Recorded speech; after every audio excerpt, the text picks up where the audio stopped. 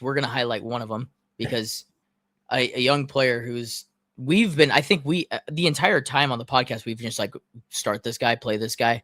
He's awesome. His entire career has been documented on our podcast from start till now.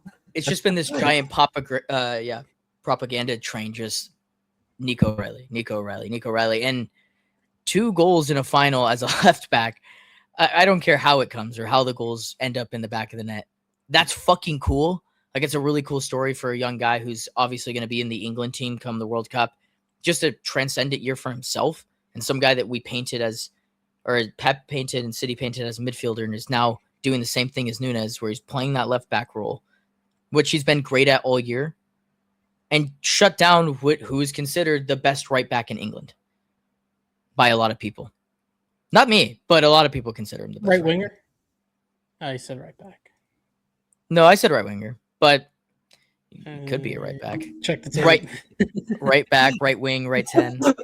More says. We're gonna have a look. Alex, clip that. Yeah, I'm just a super big fan of Nico O'Reilly. I just think that his game is modern Pep. Does that make sense? It's a nice combination of the 2 heads that we were stuck between. And I think that perfectly kind of encapsulates that performance.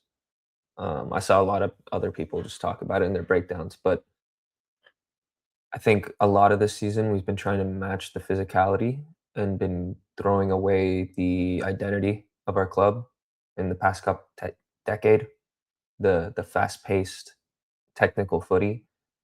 And in this final, it was just the perfect mesh. I think a lot of people are focused on the fact that we were just pinging the ball around a lot more, and it was more fluid, and the movement was better. But I do think in that sense, that's just not giving enough credit to the physicality that was on display too. I thought we matched Arsenal physically. Man for man, maybe even better. And a player like Nico O'Reilly just summarizes all of that for both of his goals.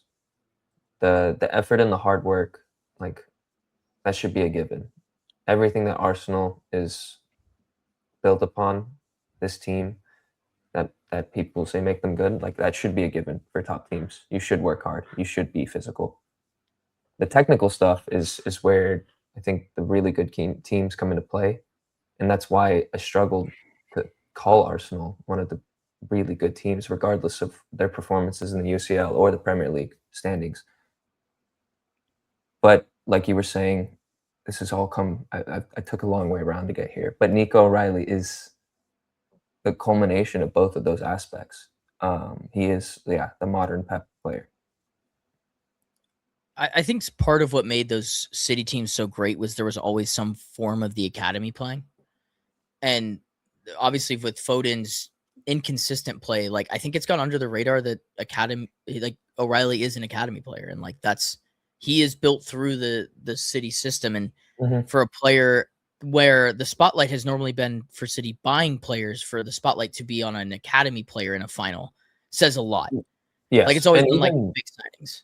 Yeah. Even more into that, like, we get shtick all the time for buying young players at like 14, 13, 15, whatever. This is a Manchester kid.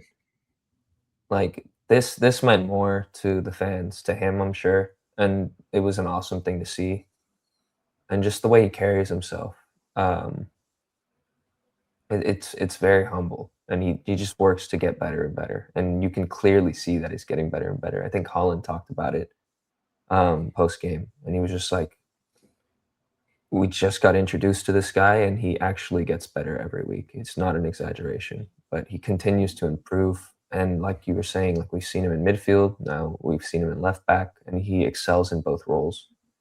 And to be fair to him, this is why he has an England call-up a year and a half into his career as a senior.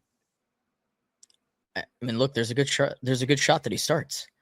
Like, he's going to be in that conversation. I think that just speaks to his talent level. I mean, look, if you can play for Pep Guardiola week in, week out, like, you're top.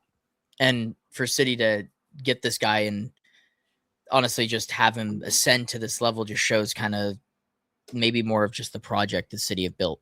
And still having pipelines for young players like this to still make it through, which I think has been a really silly. That's always been a really silly thing to me, that City blocked pipelines and they don't have any room for youngsters. Like, that's just not true. Like, I just think that young players, if they're good enough, they will make it to that level. That's the thing. We don't have, and I think we've talked about it a lot on the pod, but we don't have the time or the patience to actually build up someone. Yeah. So any of those diamonds in the rough, those do not fly at City.